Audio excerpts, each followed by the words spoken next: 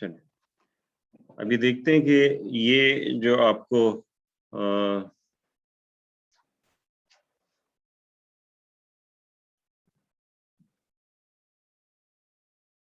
हमने ये जो है केस लिया था, लेकिन उससे पहले मैं उसका फॉर्मूला दोबारा लिख दूं जो हमने अभी देखा था। सम k is equal to 1 till p minus 1 by 2 lower integer function kq over p। k q था या kp था? kq upon p, फिर उसके बाद plus some k equals 1 till q minus 1 by 2 और k p upon q equals p minus 1 by 2 q minus 1 by 2। हमने जो है वो p की वैल्यू 7 एंड q की वैल्यू 11 लिख देगा। तो ज्योमेट्रिकली इस चीज को हम देख रहे हैं, ठीक है। तो ज्योमेट्रिकली हम इस चीज को देख रहे हैं। ऐसा करते हैं कि ग्रिड पेपर खोलते हैं।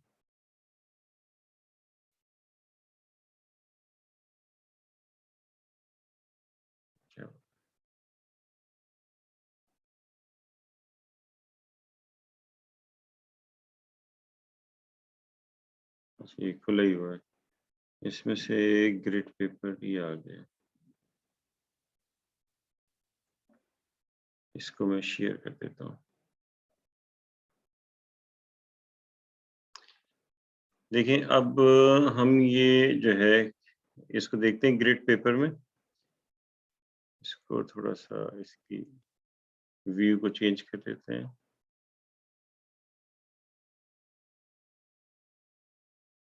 बहुत ही पतला हो गया। अब कुछ बेहतर है। सही।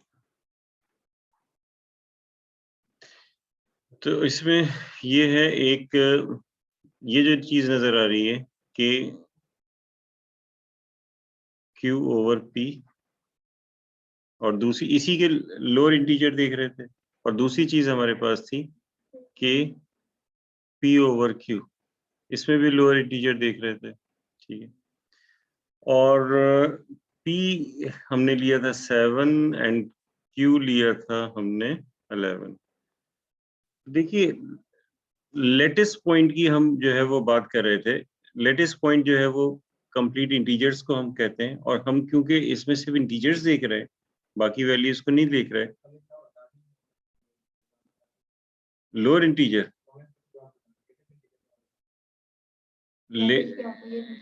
अच्छा, लेटिस पॉइंट जो है, लेटिस पॉइंट तो उसको कहते हैं इंटीजर 1 2 3 4 पॉइंट्स में नहीं होंगे। जो ग्रिड पॉइंट्स होंगे ना, यानी जो ये यहाँ पे कॉर्नर्स पे नजर आ रहे होंगे वो। अच्छा अब जो है जैसे कि ये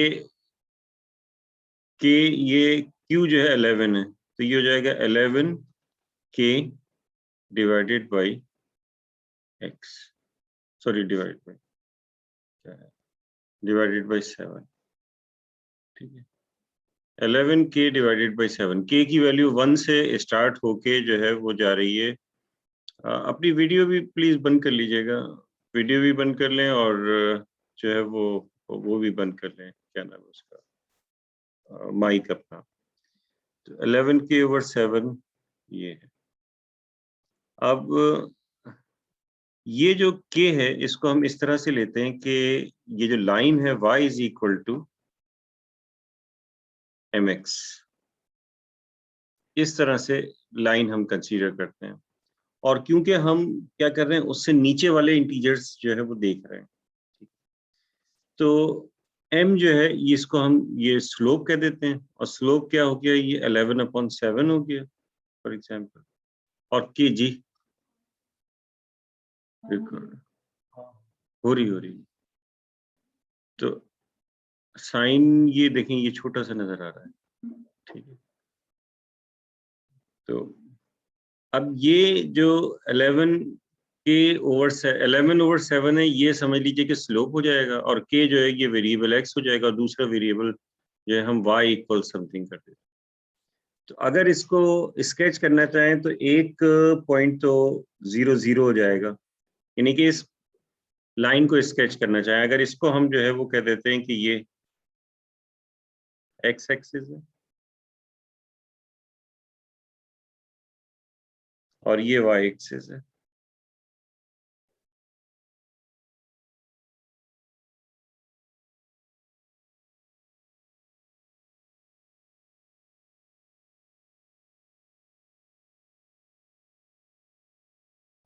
ये सीधी लाइन नहीं जा रही, सीधी लाइन मुश्किल होती है। हाँ सीधी लाइन मुश्किल होती है, लेकिन उसमें ये होता है सीधे रास्ते पे भी चलना बहुत मुश्किल होता है। अच्छा, तो ये x है और ये जो है वो y है। अब 11/7x, तो y is equal to 11/7x, ये लाइन हम स्केच करेंगे। तो एक तो ये आ गया 0। अब x की वैल्यू अगर 7 हो जाएगी तो y वैल्यू 11 हो जाएगी। तो 1 2 3 4 5 6 7 1 2 3 4 5 6 7 8 9 10 11 कहीं और होगा, तो फिर ऐसा करते हैं कि कुछ और ले लेते हैं, जैसे उसका हाफ कर लेते हैं। तो अगर ये हम ले लेते हैं x की वैल्यू 3.5, तो 1 2 3 3.5 बीच में कहीं हो जाएगा, और फिर उसके बाद 11 की जगह 5.5, तो 1 2 3 4 5 3.5, यहाँ ऐसे ही मतलब अप्रोक्सीमेटली इस तरह से होगा। तो ये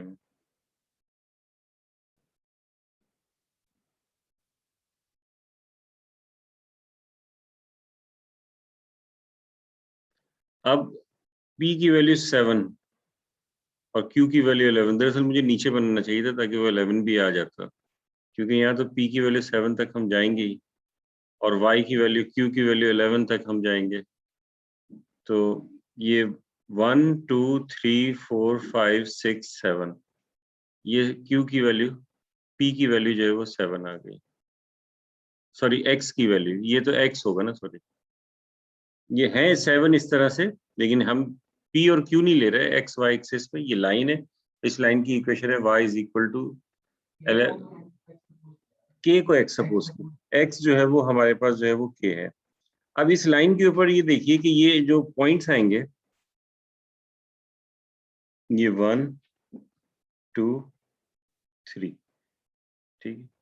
तो कंप्लीट पॉइंट जो आ रहा है इस लाइन के नीचे, जब हम p की वैल्यू सॉरी k की वैल्यू 1 लेते हैं, ये x 1 ले लिया तो k की वैल्यू 1 ली ना, तो एक्चुअली x जो है वो असल में क्या है, k है, ठीक है। तो जब k की वैल्यू हमने 1 ली, मैं चले यहीं लिख देता हूँ वो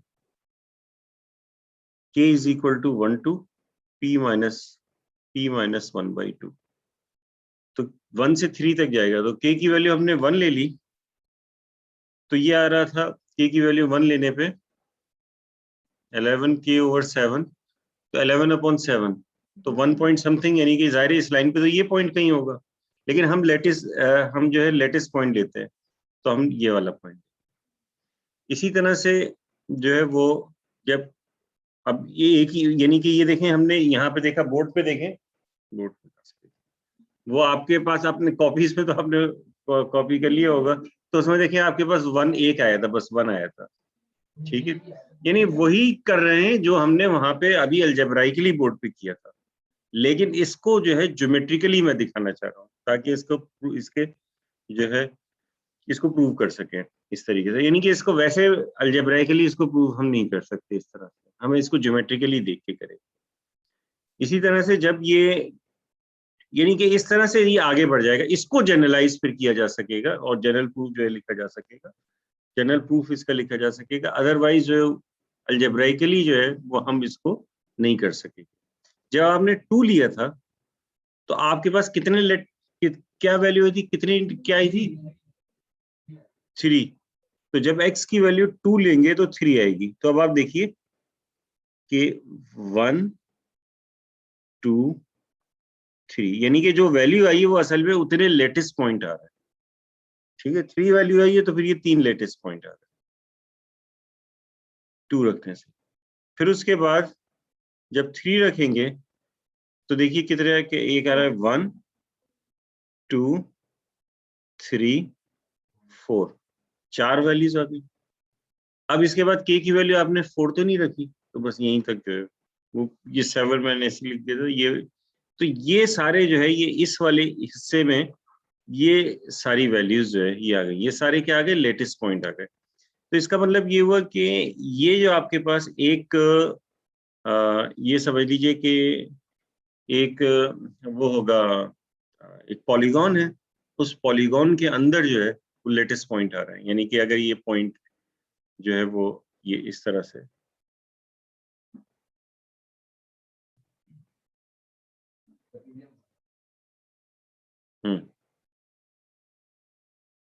ये यहाँ से समझ लें, क्योंकि ये एक्स एक्सिस पे हम पॉइंट नहीं ले रहे होते। ठीक है, वो तो 0 उस तरह से वो आ जाएगा, वो वाला पॉइंट हम नहीं लेंगे, ये इस जगह पे पॉइंट नहीं लेंगे। कोई इसका मतलब होगा कोई पॉइंट नहीं। अच्छा ये हम ओरिजिन कह रहे हैं, तो ये सारे हमारे पास जो है ये इसमें पॉइंट्स आ रहे हैं।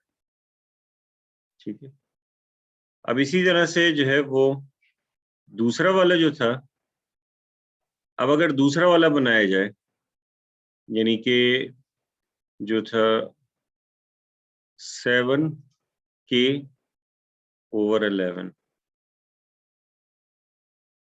ठीक है, तो असल में ये क्या चीज है, अगर इसको देखें, ये है y = 11/7x है ना। ठीक है, अगर इसमें आप जो है वो स्विच कर दें वेरिएबल, तो वेरिएबल जब स्विच करेंगे तो जो y एक्सिस है वो x एक्सिस बन जाएगा और x एक्सिस y एक्सिस बन जाएगा। ठीक है ना, तो जब वेरिएबल स्विच करेंगे तो फिर इसका मतलब है कि जो काम आप यहाँ कर रहे थे वो दूसरे वाले में कहाँ होगा, वो यहाँ पर हो जाएगा, इसके ऊपर वाले से।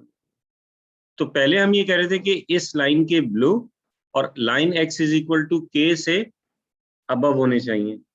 अब हम ये कहेंगे कि इस लाइन से अबव और लाइन x = k, ये यानी ये समझ लें x एक्सिस था, x = k, यानी x की वैल्यू k ले रहे थे, लेकिन ये इक्वेशन नहीं है x = k, इसको इक्वेशन नहीं समझिएगा, x की वैल्यू हम ले रहे हैं। इसकी इक्वेशन तो होगी y = 0 इस लाइन, लेकिन यहाँ x की वैल्यू हम k ले रहे हैं, k 1 2 3। इसी तरह से ये जो हम यहाँ पर वैल्यू लेंगे तो इन पॉइंट्स को हम काउंट करेंगे। ठीक है, तो ये कितने पॉइंट्स हो गए थे, 1 2 3 4 5 6 7 8। अब यहाँ पे आपके पास 7 पॉइंट्स आएंगे। तो देखिए सबसे पहले जो है k की वैल्यू जब आपने 1 रखी, तो जब k की वैल्यू 1 1 2 3 4 5, k की वैल्यू 5 तक रखेंगे ना। ठीक है ना, क्योंकि उसकी वजह ये है कि q जो है वो 11 है और यहाँ पे जो होता है वो होता है k = 1 till q - 1/2। तो q जो है 11 है, तो 11 - 1 5, वो जो हो जाएगा 10 10/5, तो 5। अब यहाँ हम देखेंगे तो ये कोई लेटेस्ट पॉइंट नहीं आ रहा 1 के लिए, तो हमने देखा था वहां 0 आया था, पहले वाले में कोई लेटेस्ट पॉइंट नहीं था। दूसरे वाले में सिर्फ एक लेटेस्ट पॉइंट आएगा, तो दूसरे वाले में एक ही आया था। अब यहाँ तो मुझे नजर नहीं आ रहा, वो जाहिर है कि वो आपने जो है वो देखा होगा, एक आया था। और 30 जब के की वैल्यू 3 रखी थी तो भी कितना आया था, फिर भी 1 आया था। फिर 4 रखने पे कितना आया था, 2 आया था।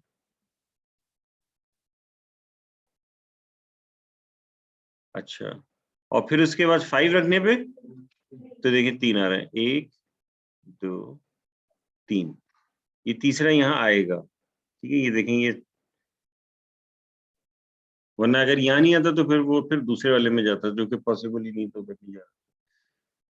तो इस तरह से अगर इन लेटेस्ट पॉइंट को देखें आप इस रेक्टेंगल में, तो इस रेक्टेंगल में जो लेटेस्ट पॉइंट नजर आ रहे हैं वो ये वैल्यू है p-1, यानी कि समझ लीजिए कि ये p - 1/2 multiply by Q minus 1/2, ये एक रेक्टेंगल का एरिया है, यानी कि नंबर ऑफ लेटेस्ट पॉइंट है, रेक्टेंगल एरिया कहना है, ठीक है, नंबर ऑफ लेटेस्ट पॉइंट है, यानी ये अगर ग्रिड देखें, इस ग्रिड पे ये हॉरिजॉन्टल ग्रिड 1 2 3 की और वर्टिकल है 5, तो एक्स एक्सिस और वाई एक्सिस को हटा के ये जो है, अगर आप इन तमाम पॉइंट्स को देख लीजिए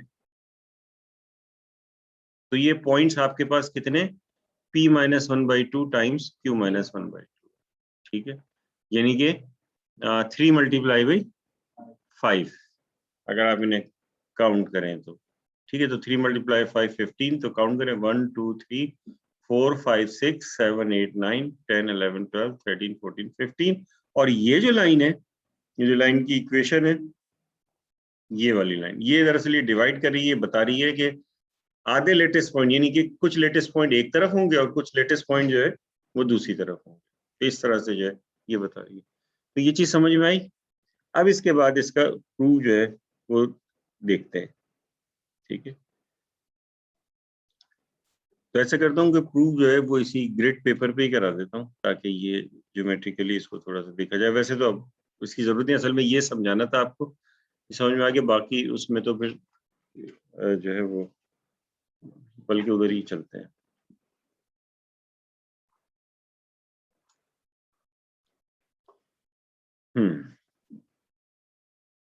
तो इस लेमा का अब हम प्रूफ देख रहे हैं।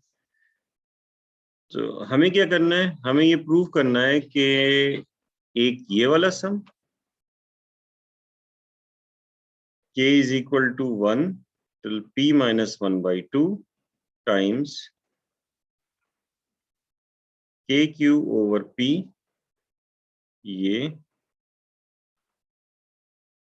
ये क्या होगा, और दूसरा वाला जो सम है उन दोनों का जो सम होगा वो p minus 1 times p minus 1/2 times q minus 1/2 के इक्वल होगा। ये प्रूव करना है, ठीक है, ज्योमेट्रिकली। हम ये अस्यूम कर लेते हैं कि ये इक्वल है, इसको कह दिए कि S P comma Q, and let वो जो दूसरा वाला है k equals 1 till q minus 1/2 kp over q is equal to S q comma p, ठीक है ना, इसको q कॉमा p कह दिया और उसको p कॉमा q कह दिया। तो इसका मतलब दूसरे लफ्जों में हमें शो करना है कि S P comma Q plus S Q comma P is equal to p minus 1/2 times q minus 1/2, ये हमें शो करना है, ठीक है। हमें और क्या पता है, हमें ये पता है कि p and q distinct prime है, ये इसके लेमा में लिखा हुआ था कि p और q जो है डिस्टिंक्ट ऑड प्राइम है, ठीक है। अगर तो इसका मतलब ये हुआ कि k q over p and के पी ओवर क्यू, के की किसी भी वैल्यू के लिए, ठीक है, can never be N integer.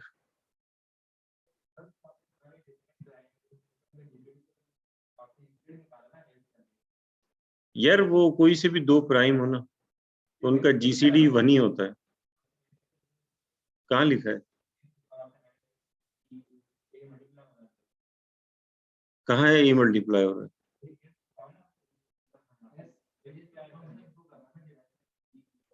S is a function of P comma Q, Q comma P, यानी Q और P दो हैं, उसका फंक्शन है ये, समझ लें, सम फंक्शन, यानी सम।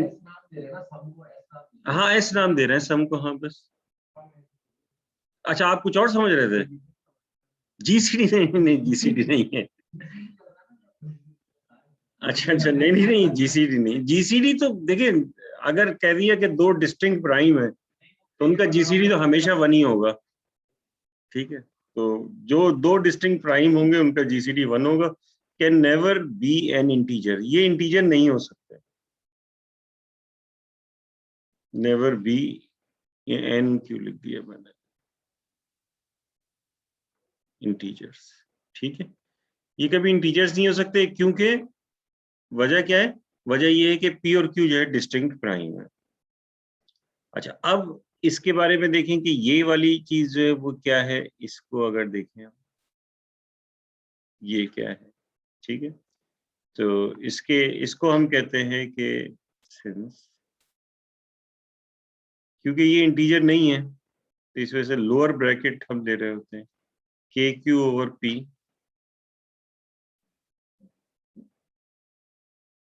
is the number of positive integer,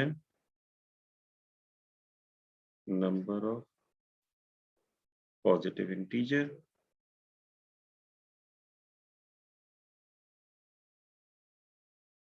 less than or equal to के क्यू अपॉन पी। ठीक है ना, हमने यही लिया है। ये अभी कोई नई चीज नहीं की है, जो मैंने बताया था वही लिख दिया। अब ये अगर इसको ग्राफिकली देखें तो ग्राफिकली जो है वो क्या होता है, यानी कि जो हमने 11/7 x के लिए किया था, अब वही काम हम क्या कर लेते हैं, हम ये कर लेते हैं q ओवर पी एक्स के लिए कर लेते हैं। तो इसका मतलब है कि ये जो पॉजिटिव इंटीजर है इसको हम किस तरीके से देखेंगे, इसको हम देखेंगे कि ये जो होगा K Q over P gives number of lattice point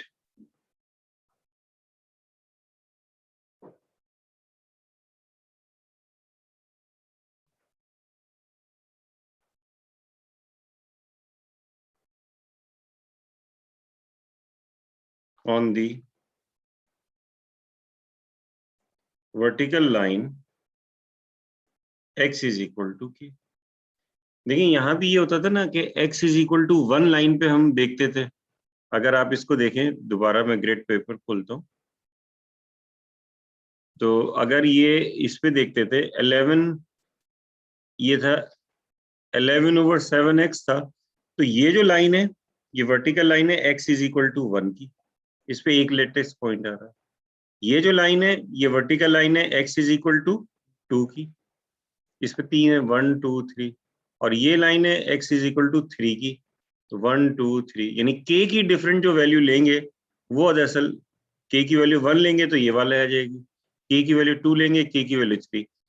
तो वो जो हम वर्टिकल लाइन ले रहे हैं ये जो था के क्यू ओवर पी, यानी कि 7 के ओवर 11/7 के जो है, सॉरी 11/7 एक्स जो है, इसमें x इज इक्वल टू 1, तो वो जो है वो असल में k जा रहा है, k की वैल्यू 1 से p माइनस 1/2, या k की वैल्यू 1 से लेके 3 तक जो उसमें थी, तो x की वैल्यू 1 यानी k 1 हो गया, x की वैल्यू 2 यानी k 2 हो गया, x की वैल्यू 3 यानी कि k 3 हो गया, और ये वर्टिकल लाइन है। इस वर्टिकल लाइन पर जितने लेटेस्ट पॉइंट होंगे वो लेंगे बिलो दिस लाइन, और इस लाइन से नीचे होने चाहिए। ठीक है, और इसी तरह से जब दूसरा वाला होगा तो दूसरे वाले में इस तरफ वाला जो है लेंगे। तो यही चीज जो है हम इसमें अब लिख रहे हैं।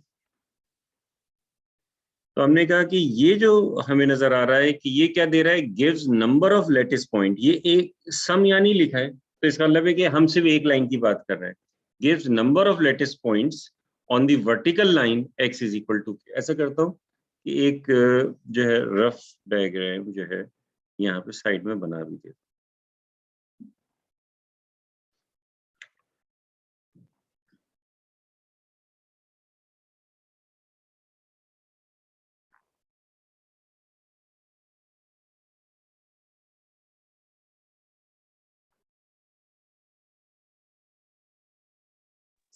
सर ये वर्टिकल लाइन क्यों बोल रहे हैं, ये तो हॉरिजॉन्टल हुई ना, एक्स जो एक्स एक्सिस तो नहीं, x x is is equal equals to to some x। Constant जो होता है वो वर्टिकल लाइन होती है, y is equal to some constant अच्छा हॉरिजॉन्टल सही लाइन। सही।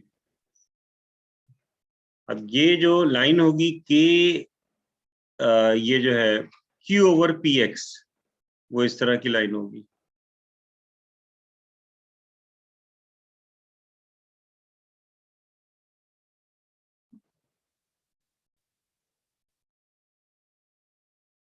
y is equal to q over p, इसका स्लोप जो होगा q ओवर p होगा टाइम्स x। अब x is equal to k कहीं पे ये होगा, ये x is equal to k, यानी x की वैल्यू k होगी। इस पे जितने लेटेस्ट पॉइंट होंगे ठीक है, जो लेटेस्ट पॉइंट होंगे यानी कि ये जैसे ये सारे लेटेस्ट पॉइंट है, यानी कि जो काउंटिंग में आ रहे होंगे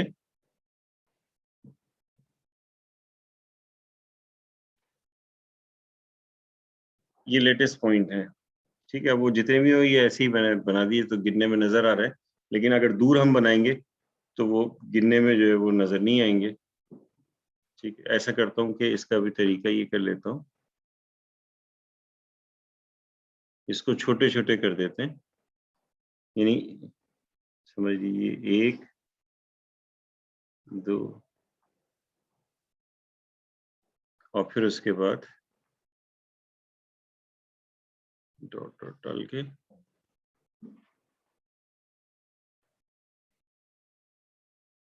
इस तरह से ये लेटेस्ट पॉइंट्स हैं। ये जैसे 1 हो गया, ये 2 हो गया, ये 3 हो गया, और इस तरह से ये आखिर तक कहाँ तक जाएगा, ये जो होगा ये q माइनस 1/2 तक जाएगा। ठीक है, और ये कहाँ तक जाएगा, p माइनस 1/, यानी k की x इज इक्वल टू जो k लिया है, k जो है ये p माइनस 1/2 तक जाएगा, यानी x की वैल्यू p माइनस 1/2 तक ले लेते हैं, क्योंकि सम अगर हम देखें तो सम में भी ये k की वैल्यू 1 से लेके p माइनस 1/2 तक। तो इसके बाद हम क्या करते हैं, इसकी काउंटिंग करते हैं। ठीक है, जितने भी हमें नजर आ रहे हैं, ये बात समझ में आ गई। ये जो लाइन ली है यानी कि below the line and above the X axis, ठीक है, below the line y is equal to q upon P X and above the X axis on the line x is equal to k।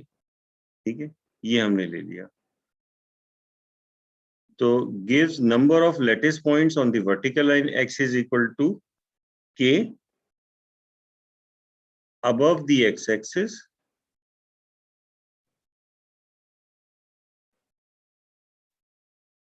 and below the line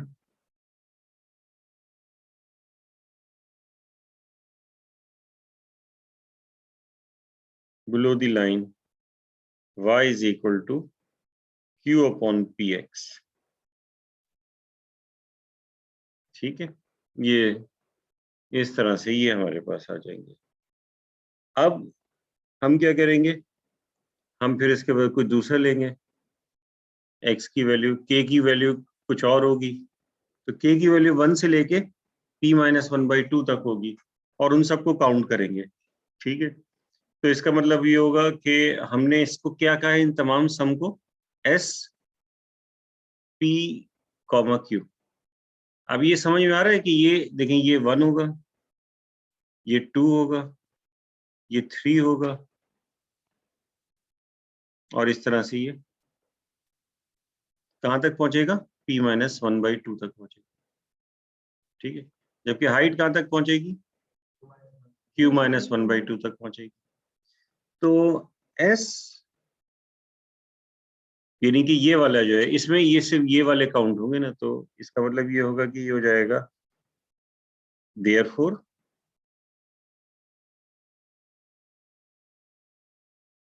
s p q denotes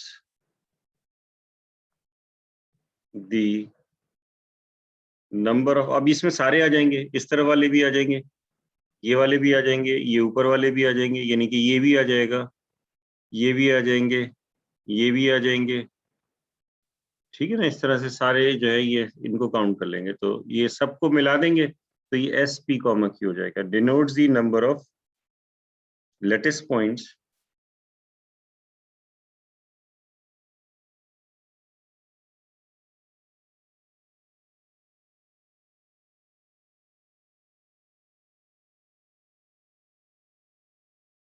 above the x-axis and below the line y equals q upon px and on the vertical line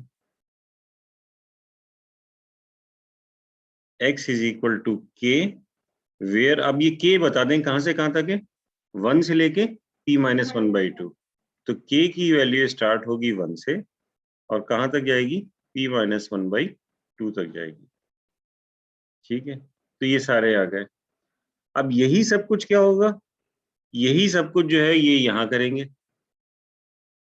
इधर ये latest points आएंगे इस तरह से,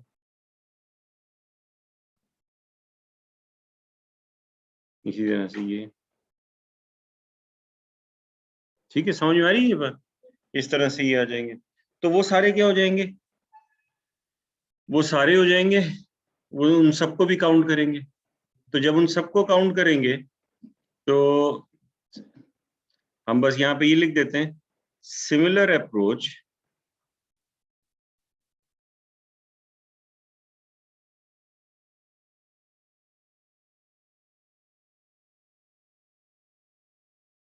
can be applied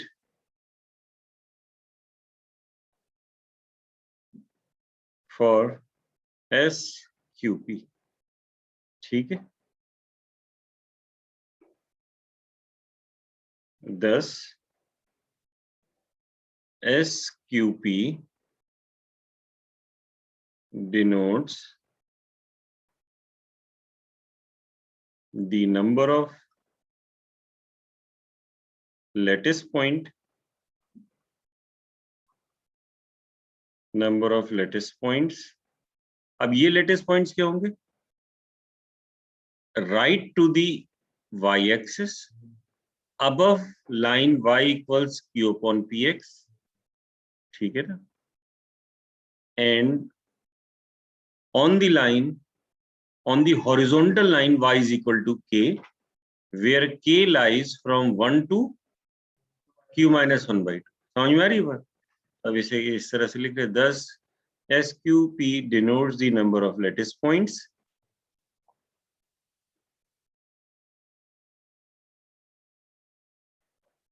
right to the y-axis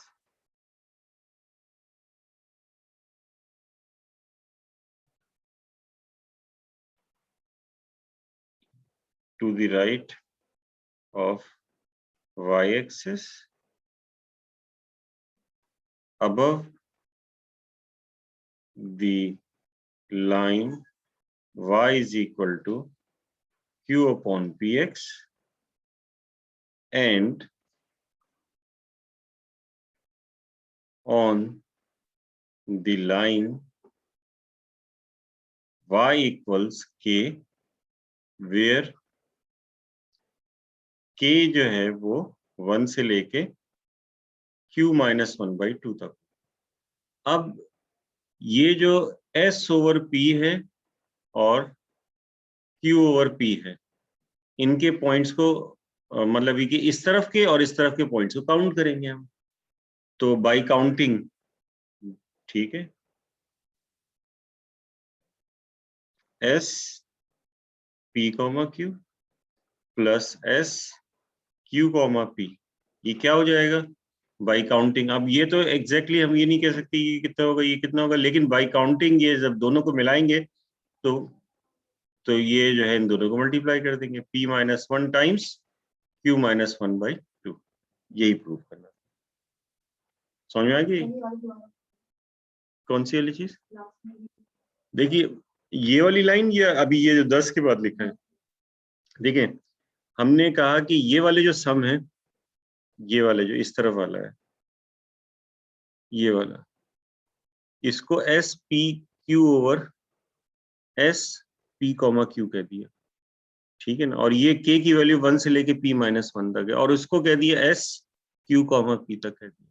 ठीक है, तो ये वाले को कह दिया। अब इन दोनों का सम क्या होगा अगर इन दोनों को ऐड करें, तो इन दोनों का सम ये होगा कि जब इनको ऐड करेंगे तो ये सारे काउंट कर लेंगे, ये पूरे अबव और बिलो सारे। तो जब अबव और बिलो सारे इन लेटेस्ट पॉइंट्स को काउंट करेंगे तो इसका क्या तरीका होता है, यहाँ से लेके यहाँ तक कितने लेटेस्ट पॉइंट है और यहाँ से यहाँ तक कितने लेटेस्ट पॉइंट है, तो इनको मल्टीप्लाई करते हैं। तो यहाँ से यहाँ तक कितने p माइनस 1/2 और यहाँ से यहाँ तक कितने q माइनस 1/2, तो इन दोनों को मल्टीप्लाई कर देंगे। जैसे उसमें होता है अगर आपके एक रो में जो है वो 4 चीजें रखी हो और दूसरे में 5 हो, तो पता है कितने होंगे, तो 4 को 5 से मल्टीप्लाई कर देंगे तो पता चल जाएगा।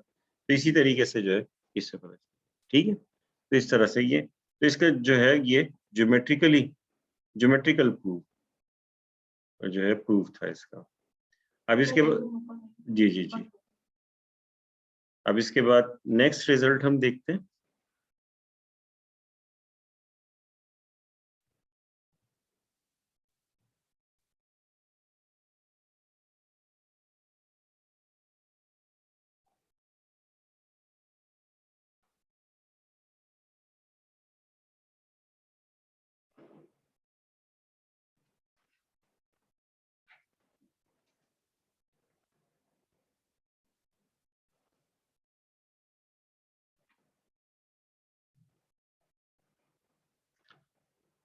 अब देखिए law of quadratic reciprocity. Law of quadratic reciprocity क्या बताता है कि ये जो P ओवर Q है और Q ओवर P है, इनके दरमियान जो है वो रिलेशन जो है बताता है।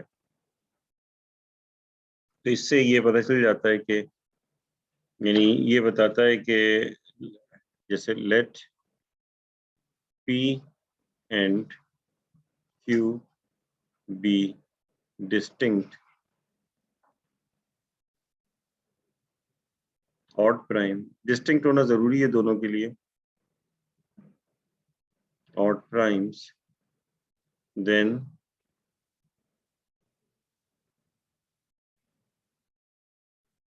P का Legendre symbol over Q times Q का लेजेंडर सिंबल ओवर P, इनका प्रोडक्ट होता है -1 to the power P minus 1/2 times Q minus 1/2। ये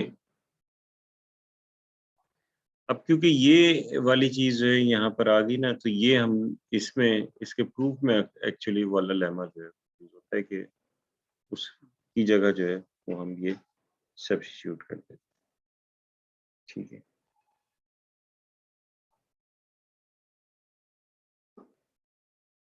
इसका प्रूफ मैं नहीं कर रहा, बहुत बड़ा सा प्रूफ है इसका। तो बस ये इसका थ्योरम देख लें। इसमें ये होता है कि अगर हमें एक पता हो तो दूसरे हम बता सकते हैं लेजेंडर से। आपको पता है लेजेंडर सिंबल की वैल्यू +1 और -1 होती है, तो फिर ऐसा नहीं कर, ऐसी जरूरत नहीं पड़ती कि हम एक चीज इधर है तो दूसरी तरफ ले जाके डिवाइड कर दें, तो इसकी जरूरत हमें पड़ती नहीं, क्योंकि या तो +1 होगा या -1 होगा। तो अगर दोनों में से कोई एक पता है तो हम दूसरा जो है वो निकाल सकेंगे।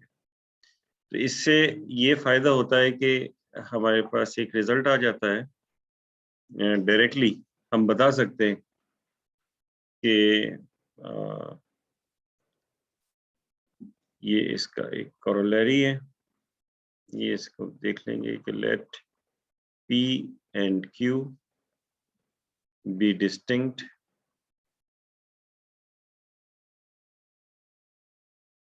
ऑड प्राइम्स,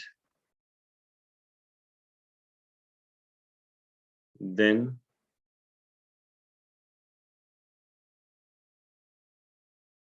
Q का लेजेंडर सिंबल, यानी यही क्वाड्रेटिक लॉ ऑफ रेसिप्रोसिटी इसको भी कहते हैं, जो हम यहाँ पे अब देख रहे हैं कि Q का लेजेंडर सिंबल ओवर P जो है ये बराबर होगा P के लेजेंडर सिंबल ओवर Q के, यानी कि दोनों बराबर होंगे। कब? If P is congruent to 1 modulo Q और Q is congruent to, sorry Q नहीं है, ये 4 है, 4 और Q is congruent to 1 modulo 4 या माइनस P के Legendre symbol if P is congruent to Q is congruent to 3 modulo 4। ठीक, यानी अगर 1 मॉड्यूलो 4 हो दोनों में से कोई एक, तो फिर दोनों के लेजेंडर सिंबल इक्वल हो, यानी दोनों नेगेटिव होंगे या दोनों पॉजिटिव। और अगर ये दोनों जो है वो 3 के जो है वो हों 3 मॉड्यूलो हों, मॉड्यूलो मतलब ये कि P जो है वो 3 मॉड्यूलो 4 हो या Q 3 मॉड्यूलो 4 हो, तो फिर दोनों का अपोजिट जो है वो साइन। तो ये तो बहुत ही सिंपल सा है, इसका जो है प्रूफ हम इसको बहुत आसानी से देख सकते हैं कि इफ अगर हम ये कह रहे हैं कि P is congruent to 1 modulo 4, अगर P 1 मॉड्यूलो 4 है तो इसका मतलब है कि P या तो 5 है या फिर 9 है, ठीक है। तो इसका मतलब ये होगा कि उससे एक कम जो होगा वो 4 से डिवाइड हो सकेगा। अगर जो है वो 1 मॉड्यूलो 4 होने का मतलब ये होता है कि उसमें से अगर 1 माइनस कर दिया जाए तो वो किससे डिवाइड हो जाएगा? 4 से, 4 का मल्टीपल होगा, ठीक है। यानी कि P अगर 1 मॉड्यूलो 4 होता है तो इसका मतलब है कि वो 5 है या 9 है या 13 है या 17 है, इस तरह का है। देन तो अगर वो 4 से डिवाइड हो सकता है तो इसका मतलब ये हुआ कि P माइनस 1/2 क्या हो जाएगा? इज इवन, ऑड नहीं होगा, वो इवन होगा। और अगर P माइनस 1/2 इवन है तो इसका मतलब ये होगा कि जो P माइनस 1 डिवाइडेड बाई 2, यहाँ कुछ भी लिख दें हम, यहाँ कोई भी नंबर लिख दें, लेकिन एक और नीचे 2 ला दें, तो ये क्या हो जाएगा? ये एक इंटीजर आएगा Q माइनस 1, ठीक है। तो ये Q माइनस 1 आ गया। अच्छा, अब मुझे बताइए कि P माइनस 1/2 अपॉन 4 ये क्या होगा? एक इवन नंबर है, ठीक है, ये हमें पता चल गया। और Q माइनस 1/2 क्या होगा? ये नहीं, ये इवन जरूरी नहीं है। अब ये कह रहे हैं ना, देखें, P अगर 1 मॉड्यूलो 4 है या फिर Q 1 मॉड्यूलो 4 है, तो जरूरी तो नहीं अगर P 1 मॉड्यूलो 4 हो गया तो Q भी 1 मॉड्यूलो 4 होगा।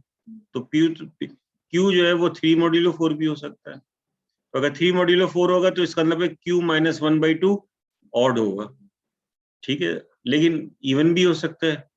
तो ये कुछ भी हो जाए, इवन हो या ऑड हो, लेकिन ये प्रोडक्ट क्या होगा? प्रोडक्ट इवन होगा, क्योंकि P माइनस 1/2 इवन है, ठीक है। तो इसका मतलब ये होगा कि देन P, तो इसका मतलब 10 P minus 1 times P minus 1/2 times Q minus 1/2 is even. तो ये इसका मतलब है कि इवन है, ठीक है। Then by the law of quadratic reciprocity,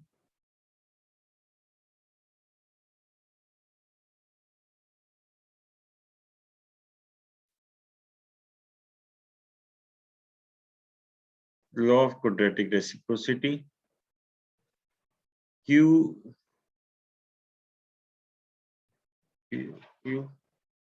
ये किसके बराबर होना चाहिए? -1 की power P minus 1/2 times Q minus 1/2, और क्योंकि ये पावर इवन है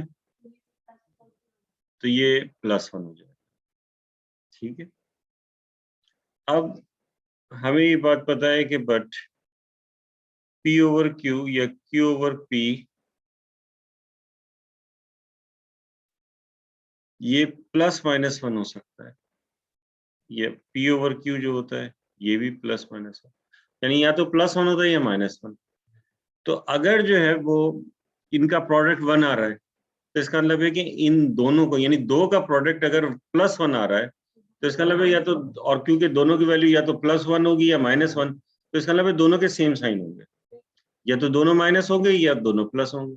तो सेम साइन होने का मतलब ये हुआ, तो दिस इंप्लाइज, बस इसके इंप्लाइज पुराना वाला भी उसमें शामिल है। हेंस Q का लीजेंडर सिंबल ये बराबर होगा P के लीजेंडर सिंबल ओवर Q, ठीक है, समझ में आ गई? क्योंकि या तो दोनों पॉजिटिव होंगे या दोनों जो है वो नेगेटिव। अब इसके बाद अब दूसरा वाला लेते हैं। अच्छा, इसी तरह से अगर हम ये ले लेते Q के लिए तो भी एक ही बात है, ठीक है, तो वो तो करने की जरूरत नहीं, आप वैसे ही लिख सकते हैं। Now assume that P is congruent to, इस तरह से ले लेते हैं क्योंकि दूसरा वाला लेंगे, P is congruent to Q is congruent to 3 modulo 4,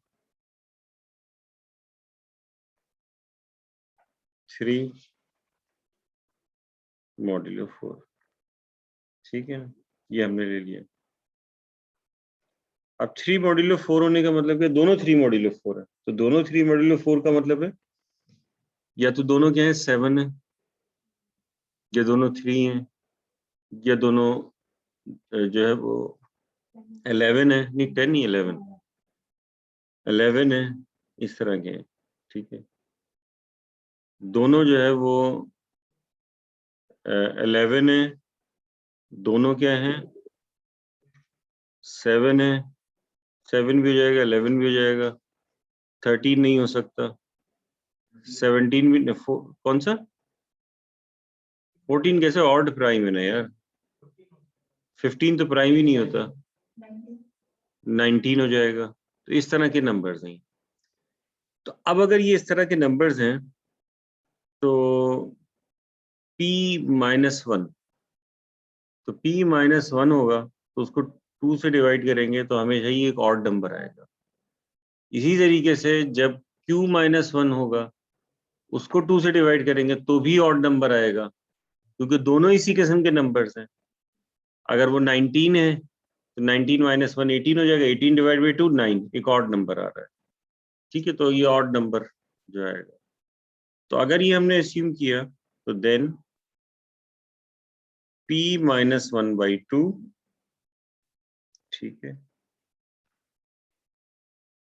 and q -1/2 are odd, तो ये जो है क्या हो जाएंगे, ऑड्स हो जाएंगे।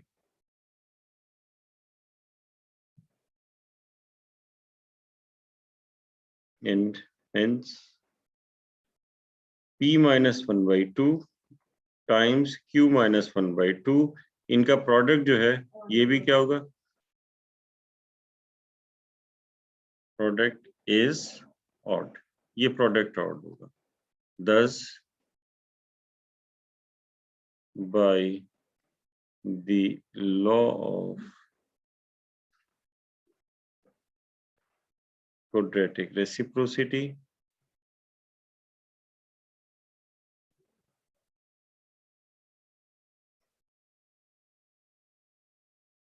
the reciprocity, तो ये हो जाएगा QP times PQ इक्वल्स -1 की पावर ऑड नंबर, तो अगर -1 की पावर ऑड नंबर है तो ये क्या आ जाएगा -1, और हमें ये बात पता है कि ये तो +1 होते हैं या -1, तो इसका मतलब है कि इनका साइन हमेशा क्या होना चाहिए, अपोजिट होना चाहिए, ठीक है। 10 Q का लेजेंडर सिंबल होगा -P के लेजेंडर सिंबल, ठीक है, तो इनका साइन जो है वो यहाँ पे अपोजिट होगा। अब एग्जांपल्स जो है वो देखते हैं।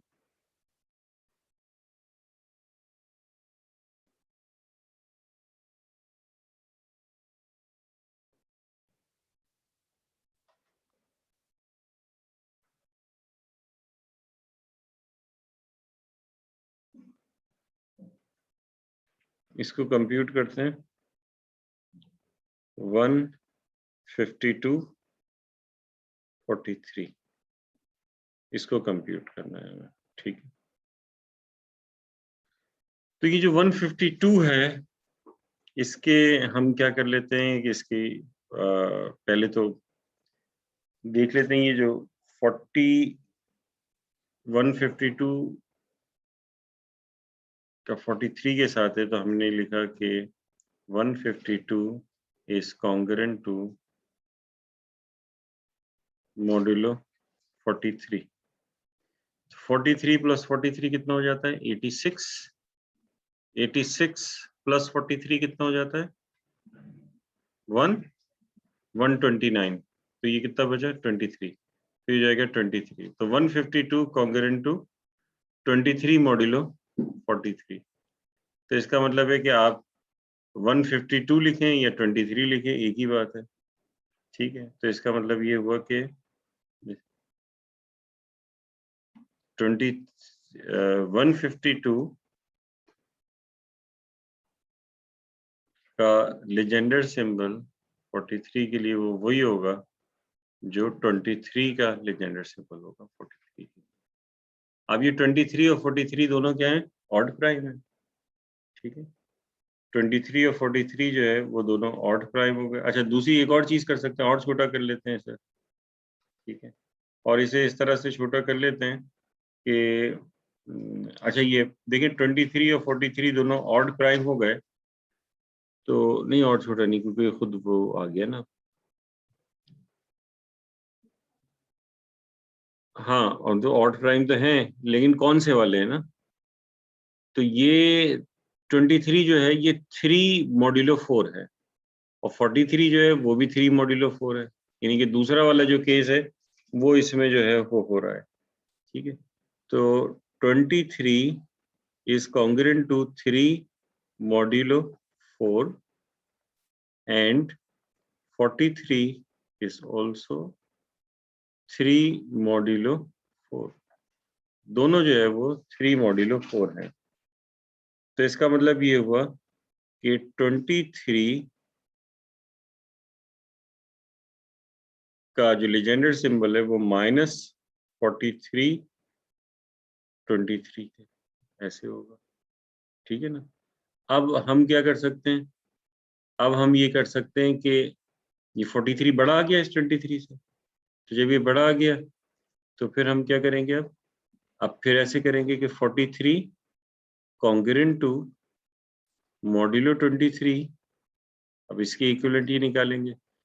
तो 23 43 में से तो ये 20 आ जाएगा। ठीक है ना? तो दिस इम्प्लाइज 43, इसको हम इक्वेशन 1 करते हैं। ठीक है, यानी असल में ये 152 का निकालना है, तो असल में 23/43 का निकालना है। और 23/43 का क्या है? वो -43/23 का है। अब 43/23 जो है वो किस तरीके से आएगा? ये जो है ये है इज सेम एज 20/23। तो इस तरह से ये कर दिया, 20/23 आ गया। ठीक है, और जो 20/23 है, क्योंकि ये है तो इसको इस तरह से कर सकते हैं। कैसे? ये लिख सकते हैं 2 स्क्वायर टाइम्स 5/23। ये हमने पढ़ा था पहले। अब ये 2 स्क्वायर बाई 23 और 5/23 लिख सकते हैं इस तरह। 2 स्क्वायर बाई 23 क्या हो जाएगा? इसका लेजेंडर सिंबल क्या होगा? जल्दी से कोई बताए, अभी तो एग्जाम दिया आप लोगों ने जी।